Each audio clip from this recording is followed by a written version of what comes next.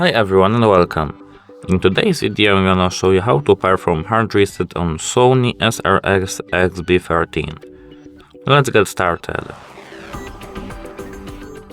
At first, we have to power up our device with this button over there. And now check if we are connected, with swiping down to our control panel and holding our finger on Bluetooth. As we can see, we are connected. Now we can proceed. To perform hard reset, we have to hold our finger on this button over there, Bluetooth button, and minus button at the same time.